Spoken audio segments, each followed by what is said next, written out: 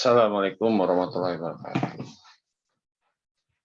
Ya, selamat pagi peserta didik yang saya banggakan. Ya, dengan ini khususnya untuk kelas 12 ya. Ya, IPS ya. Ya, untuk kan ini kita akan mereview hasil UTS yang lalu ya.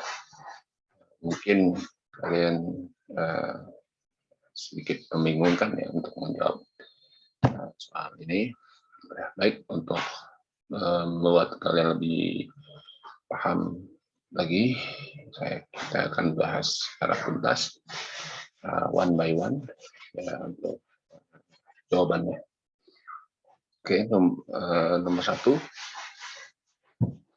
ya, etika dapat ditinjau dari beberapa pandangan. Di bawah ini merupakan jenis-jenis etika ya, kecuali yang A itu etika filosofis, yang B itu etika teologis, yang C itu etika sosiologis, dan yang D itu normatif, yang E itu kepribadian. Nah, untuk filosofis itu seperti prinsip, ya, prinsip hidup dan bagaimana seseorang itu memaknai arti kehidupan.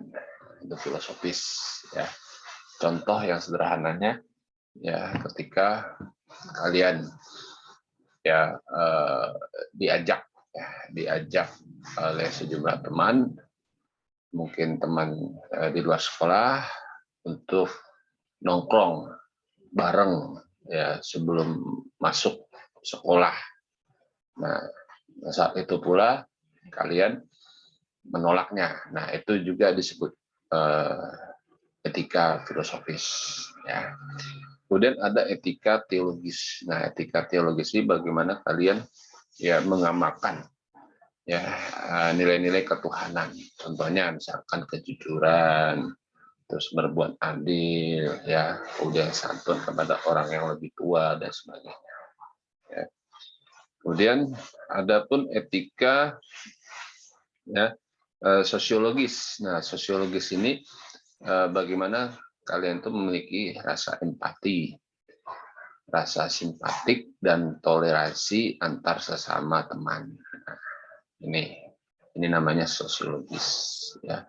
Contohnya ya bisa dalam bentuk misalkan ketika teman membutuhkan pertolongan, misalkan untuk membeli LKS, dia nggak punya duit, nah, lalu kalian meminjamkan duitnya.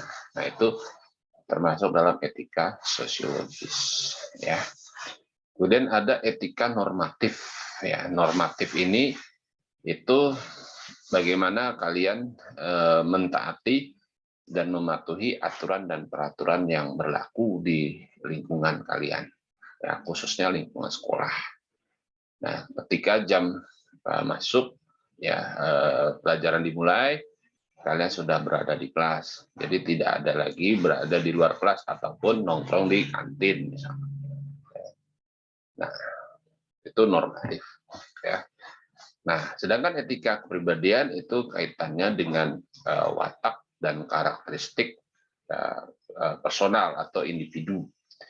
Nah, etika kepribadian ini sulit diukur secara kasat mata karena ya secara personalia ya pribadi seorang itu kadang-kala dinamis, jadi tidak selalu baku. Nah, jadi jawabannya apa? E. Ya, nah, etika kepribadian. Kemudian yang nomor 2 itu untuk mengungkapkan ya. Untuk mengungkapkan perasaan atau menyampaikan kebutuhan Anda pada seseorang dinamakan sebut apa? Komunikasi. B jawabannya. Ya, kalau interaksi itu hubungan timbal balik ya. Kemudian demonstrasi itu hak untuk menyampaikan pendapat atau opini di muka umum ya, ataupun menyanggah kebijakan yang menurut sejumlah masyarakat itu dirugikan ya. Kemudian ada narasi. Narasi ini alur pemikiran seseorang terhadap suatu objek atau suatu topik, ya. Kemudian tentang ada interupsi. Interupsi itu hak untuk ya, menyanggah atau hak untuk menyatakan tidak setuju terhadap suatu topik yang dibahas. Ya. Oke, jadi jawabannya B, komunikasi. Kemudian nomor 3 itu di bawah ini sikap yang tidak baik ya dalam berkenalan, ya, yaitu yang A itu tidak berkenalan dengan ramai, yaitu hal yang tepat. B itu tidak menyebut pangkat atau gelar, itu yang tepat.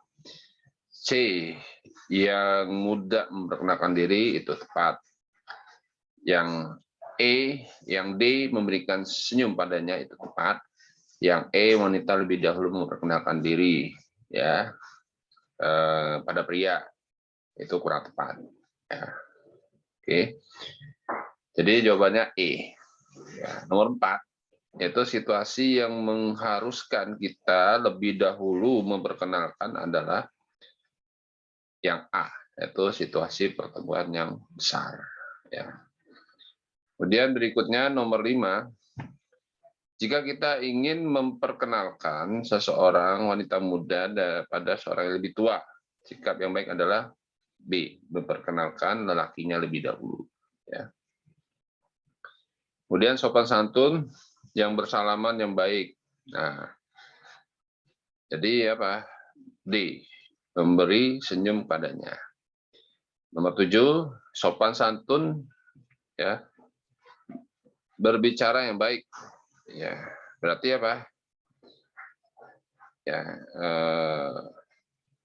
D ya, berbicara singkat dan seperlunya. Ya. Ya, oke. Kemudian nomor 8, itu di bawah ini sopan santun yang tidak benar dalam memberi salam. Ya. Itu jawabannya ya yang duduk lebih dahulu dari yang berjalan ya. Nah, itu yang tidak benar ya. B jawabannya ya. B. Yang duduk lebih dahulu dari yang berjalan berarti C. Kemudian nomor 9 itu sikap yang harus kita hindari dalam persahabatan dengan teman, yaitu perseteruan. B ya. Nomor 10, tuntunan untuk menghormati orang tua terdapat dalam aturan-aturan berikut. Kecuali, ya ini kecuali. Berarti E, KUHP. Ya, 11, secara kodrat manusia adalah zon politikon, yang berarti bahwa manusia itu adalah makhluk ya A ya.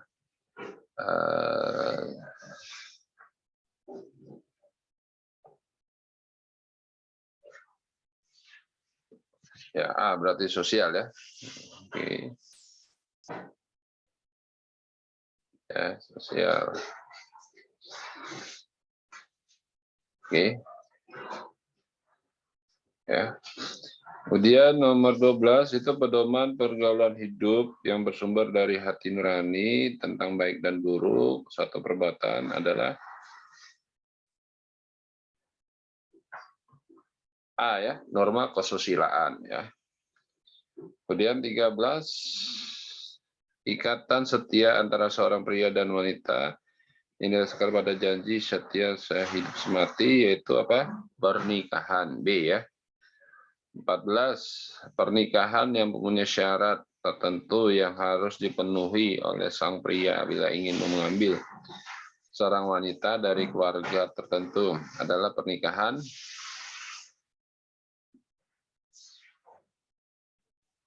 ya, pernikahan tradisional D ya. Oke. Kemudian 15, perkawinan merupakan suatu persekutuan yang punya bentuk, tujuan, dan hubungan antar anggota yang khusus secara khusus. Adalah pandangan yang A, ya 15A, antropologis. 16. Perkawinan dipandang sebagai perjanjian yang tertuang dalam surat perjanjian, yaitu yuridis B. 17. Pernikahan yang dilihat sebagai suatu persekutuan cinta. Ya, hidup pernikahan dimulai dari cinta. Ya.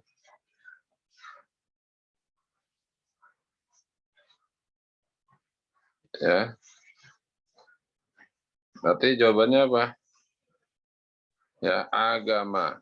Ya, karena mencintai pasangan itu adalah cinta kepada Allah ya. Kemudian pernikahan sebagai suatu ikatan yang tidak hanya mengikat laki-laki dan perempuan, tetapi juga mengikat kerabat kedua belah pihak. Ya, itu jawabannya D, sosiologis ya. 19. Sebuah syarat yang harus dipenuhi seorang pria yang merupakan suatu bentuk penghargaan terhadap martabat wanita. D, belis ya. Kalau pelis itu yang kebalikannya, wanita menghormati pria. Ya, ikatan cinta yang setia melambangkan ya Allah Maha Cinta kepada manusia. Ya. 21. Yang bukan nilai-nilai yang dibutuhkan dalam bentuk sebuah pemikiran langgeng. Ya, jawabannya apa? Yang E, kecemburuan. Ya. 22. Suami dan istri harus bertanggung jawab terhadap persekutuan sebuah keluarga agar jangan sampai keluarga itu berantakan. Hal ini akan menciptakan suatu hubungan yang harmonis. Ya. D, jawabannya 22. 23. Manusia citra dari Allah, maka manusia itu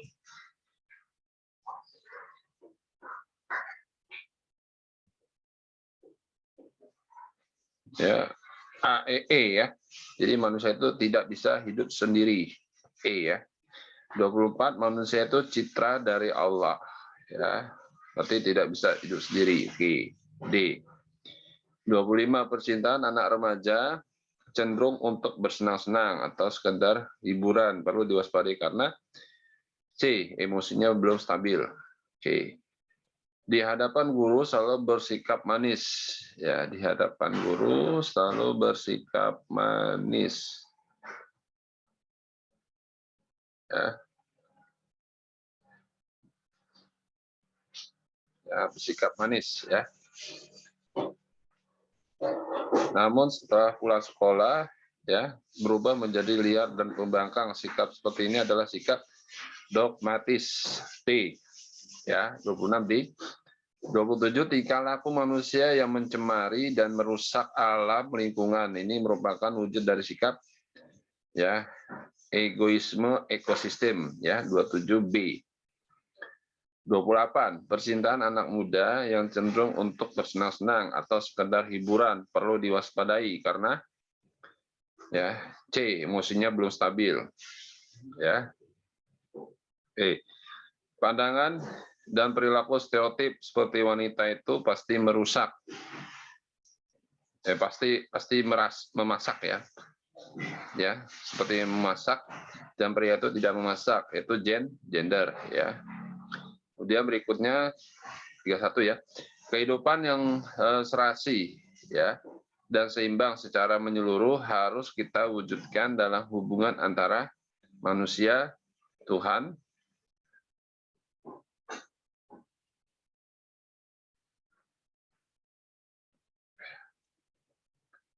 ya manusia ya D ya.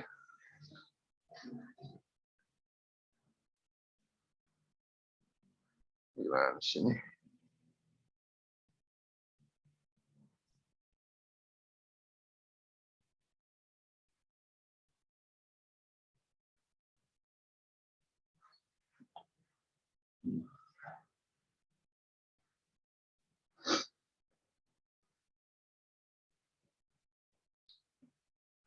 Ya D ya, manusia dengan Tuhan dan alam dan semesta.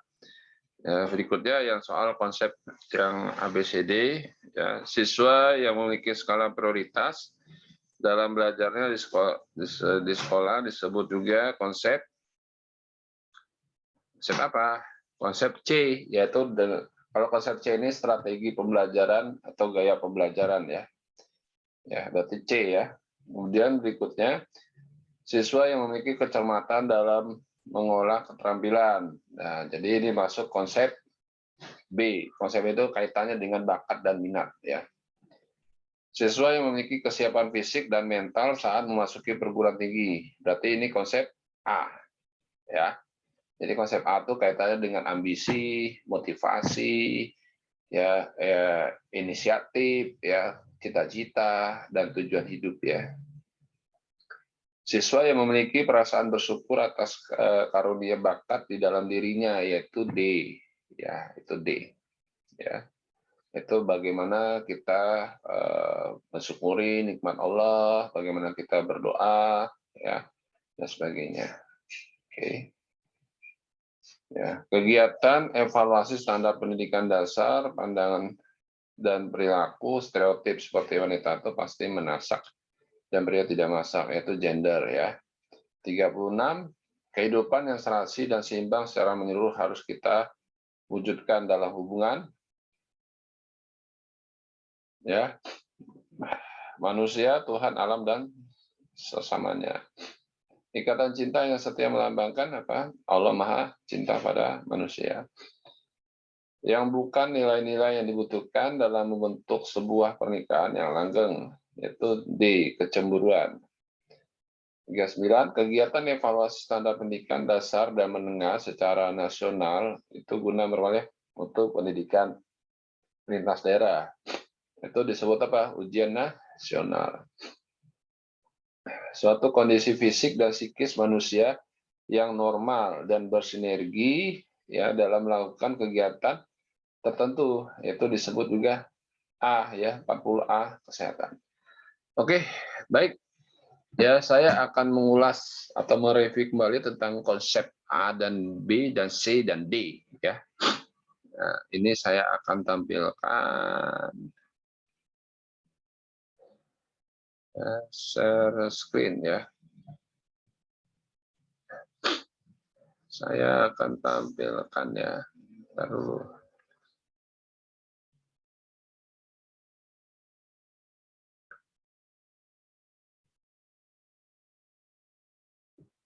Saya akan tampilkan tentang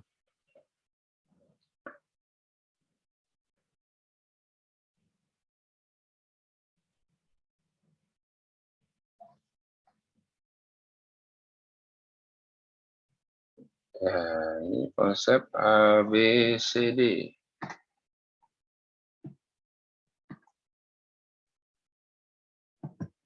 Meraih sukses dengan konsep ABCD. Ya.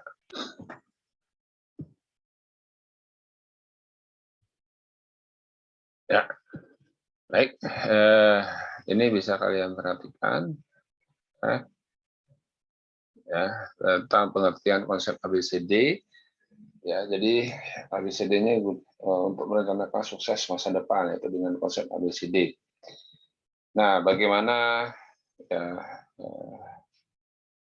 bagaimana Anda mewujudkan sebuah keinginan dengan memperhatikan keseimbangan dan keselarasan antara ambisi, bakat dan minat, cara dan doa. Ya, berarti namanya ABCD. ABCD itu A yang A itu ambisi positif, yaitu keinginan, cita-cita, impian atau sesuatu yang ingin dicapai. Ya, secara emosional ya, yang kuat untuk meraihnya. Yang B itu bakat minat. Jadi bakat minat yang dimiliki sebagai potensi diri yang harus dioptimalkan untuk mendukung ambisi. C itu cara strategi atau alat yang harus digunakan untuk meraih impian. Ya. Oke. Yang D itu doa zikir, yaitu doa meminta pemohon pada Allah agar diberi kelancaran dan keberhasilan untuk meraih sukses ya. Atau meraih aktivitas yang sempurna. Nah, hubungan cita-cita dengan karir. Jadi cita-cita secara umum adalah harapan atau keinginan dalam hati yang akan berusaha untuk diwujudkan. Dengan semangat cita-cita, maka kita akan termotivasi untuk menggapai cita-cita kita tersebut. Dan motivasi itulah yang akan menjadi cambuk bagi kita untuk terus giat dan lebih giat meraih kesuksesan. Ya. Ada yang ingin jadi pengusaha, ada yang ingin jadi perwira Polri, ada yang ingin jadi musisi, ada yang ingin jadi olahragawan, atau pula ada yang ingin menjadi dokter, dan masih banyak cita-cita lainnya yang bisa kita pilih. Namun untuk menggapai itu kita memerlukan kerja keras, kita memerlukan pengorbanan, kita memerlukan semangat yang tinggi. Jika begitu, insya Allah cita-cita itu akan tercapai. Amin. Tips membuat cita-cita atau impian yang baik. Yang pertama, cita-cita, ya, impian atau tujuan harus spesifik, memiliki tolak ukur dan indikator yang jelas. Ya. Kemudian tujuan yang dapat diuraikan, ya, tujuan yang dapat diuraikan, ya, menjadi ya langkah-langkah yang jelas bentuk aktivitasnya. Kemudian pastikan hal itu sesuatu hal yang realistis. Ya, target waktunya jelas. Ya, jadi ada target, ya, atau sasaran yang ingin dicapai. Ya. Oke, kemudian hubungan cita-cita dengan bakat dan minat. Nah, jika Anda telah menemukan cita-cita Anda, maka sebaiknya Anda menggali informasi lebih banyak tentang hal-hal yang terkait dengan cita-cita Anda. Misalnya, masalah kalian tertentu yang harus Anda miliki ketika Anda ingin mewujudkan cita-cita Anda, dan sebagainya. Anda pahami semua potensi yang ada, baik dalam secara fisik maupun psikis, kelebihan dan kekurangan yang Anda miliki. Ya. Bakat dan minat yang Anda miliki akan sangat mendukung terhadap cita-cita yang akan Anda raih. Bakat adalah suatu kemampuan khusus yang dimiliki setiap individu. Bakat ini dapat berkembang dan dapat menonjol, ya, melalui pelatihan secara terus-menerus. Nah, bakat juga berkembang selain mendukung cita-cita, juga dapat menjadikan sebuah profesi, ya, atau jabatan baginya. Nah, bila kesempatan itu dikembangkan, ya, orang yang memiliki bakat seyogyanya menyadari dalam mengambil keputusan, dalam merencanakan masa depan secara serius, ya, sehubungan dengan bakat yang dimilikinya. Ya, ada beberapa hal yang perlu dilakukan untuk mengembangkan bakat dan minat. Yang poin pertama adalah cermati berbagai kelebihan, keterampilan, dan kemampuan yang dimiliki. Kemudian yakinilah bahwa keterampilan itu akan membawa Anda kesuksesan. Tingkatkan konsep diri yang positif. Ya, artinya tadi adanya tolak ukur kelebihan maupun kelemahan yang Anda miliki. Ya. Kemudian usahakan berbagai cara untuk meningkatkan minat dan bakat, terus menekuni serta melatih kelebihan. Jalin hubungan yang baik dengan siapapun dan selalu berdoa. Ya. Nah, hubungan cita-cita dengan strategi cara. Itu berani bermimpi, cita-cita tinggi langit. Ya, tentulah bermimpi itu harus diiringi dengan strategi yang mantap. Ya, untuk sekedar punya mimpi atau cita-cita muda itu, ya, berapa banyak orang yang benar-benar berpikir bagaimana cara membangun cita-cita itu supaya arahnya jelas, punya tujuan konkret, paham atas setiap konsekuensi, dan dipikirkan secara serius, tahap demi tahap. Strategi ini terdiri atas dua komponen, yaitu cara rencana, metodologi, pendekatan, dan komponen ketidakpastian, masa depan, ketidaktahuan, risiko keterbatasan. Untuk membutuhkan itu, harus dibutuhkan kerja keras dan cerdas dalam menemukan cara yang efektif dan efisien untuk meraih cita-cita.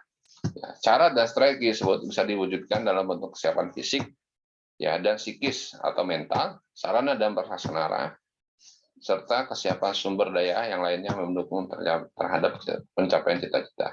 Nah, adapun cita-cita dengan zikir, ya, dalam usaha meraih apa yang kita inginkan atau kita cita-citakan, hendaklah kita mengiringi usaha tersebut dengan doa kepada Tuhan Yang Maha Esa, karena Tuhan itu adalah yang mengatur kehidupan ini.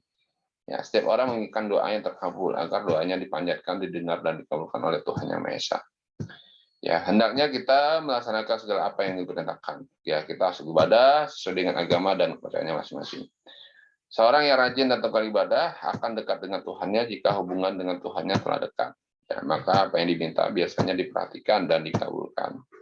Tetapi apabila perintahnya tidak dikabulkan, yakinlah bahwa apa yang Tuhan berikan itu adalah yang terbaik. Ya, Tuhan tidak memberikan apa yang kita minta, tetapi Tuhan memberikan apa yang kita butuhkan. Dan itu merupakan gambaran betapa Maha Pengasih dan Penyayang Tuhan. Oke, sekian dan terima kasih.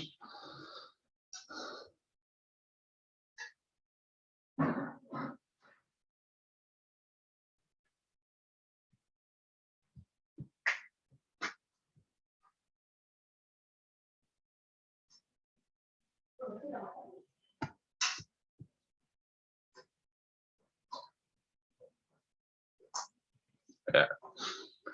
Oke, baik. Semoga review UTS ini bisa bermanfaat buat peserta didik khususnya kelas 12 IPS maupun IPA ya. Baik, terima kasih atas perhatiannya. Wassalamualaikum warahmatullahi wabarakatuh.